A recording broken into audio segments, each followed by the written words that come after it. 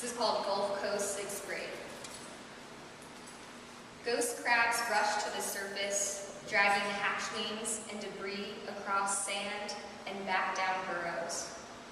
Older girls drip like amber bottles of ale, warm in the palms of some men on a bench. My friends and I watch as they lounge on towels, under parasols, skin oil-slicked and beaming. How we point. That one. No, that one is prettiest. The dip in her back, foreign as a dahlia on a sand dune. Sky bulks with cloud, and another girl gets tossed into the sea. She emerges topless, hair coated back with salt. I think of my own body, small, shy, how it is barely there, how I know little about touching, about being touched. Our mothers call us in. We untangle our hair, let our suits drip in the tub. The youngest of us stands in front of a mirror, exhaling, inhaling, girl, woman, girl, woman. This one is called Violence Runs Down My Spine. Violence runs down my spine like a sluiced up comet, an aged spider fanning out across my back, hair keeped like the inside of a piano. My body has its dark zones. When I say zone, I mean war. I mean snow, slant of nakedness. It's hard to be cold without hurting somewhere. After 27 baths in one night, I know I love women more than men. There is an elegy here. Here, meaning underwater, skin shimmering like fish arched in moonlight. I wonder what it means. The body as container, the container spilling over. As the tub drains, I am a hard fist. But the light bulb, which is my tongue, glows. It's like there's a birth at the back of my throat.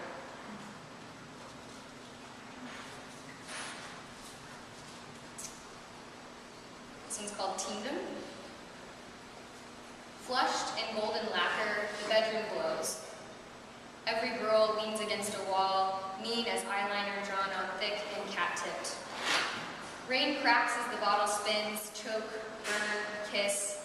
You hear someone say, "We don't have to," but you know what happens next. Your world is one where the rules are cruel, where boys twirl all the empty cans, where girls splinter like oak after oak after oak. You imagine you are the bottle, center stage, coiling on the floor as a snake before it strikes.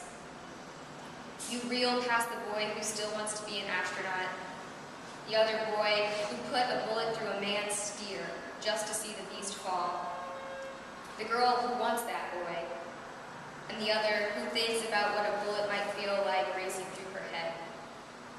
You are the bottle, the never-ending loop of boys and girls who come and go, who taunt and ache. You are alive and moved by a fingertip, science, thunder outside. You spin through their kingdom, undizzied, each small desire a glint on your sleek surface.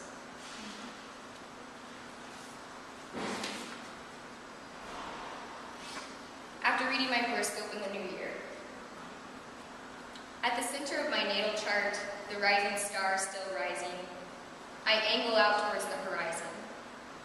Angiographic against planetary glow, I flicker like a boat's rudder. I spin past each astral house, those under the earth and those in full view. I see the mooning fish and her quartz eggs, dark telson of a midnight scorpion, constellation of white on a fawn's smooth back, life before the arrow and life after it. Who am I to call any of it birth or death? There is breath and there is light, forfeit and grace. We are all souvenirs of something, like the moon with its scars of cosmic impact. For better or worse, I am my own relic. I begin and begin and begin with my clouds and comets. I shake the newspaper, fold it up.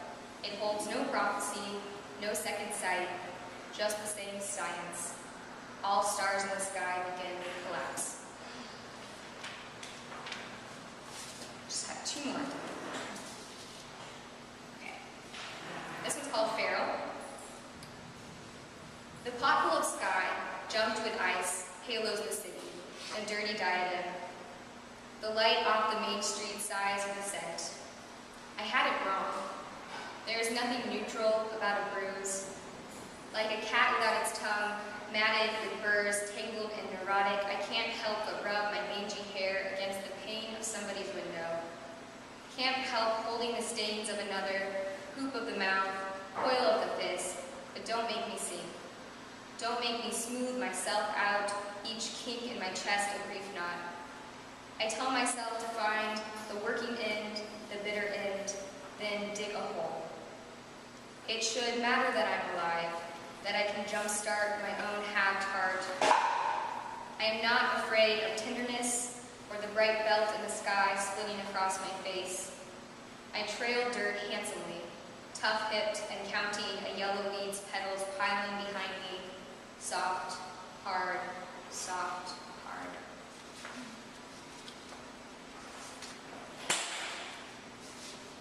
The last one is called Riddance, and it's like a dictionary entry.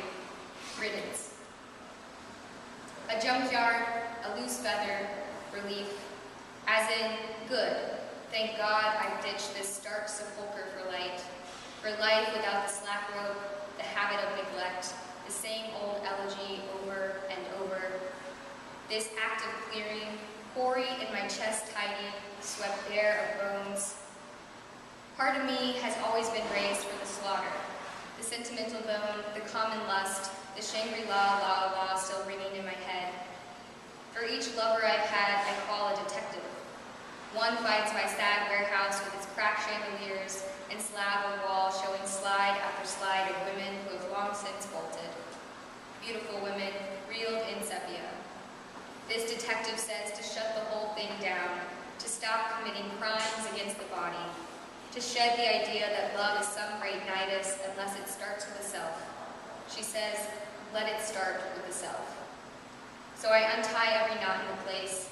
I start scrap heaps, build bonfires,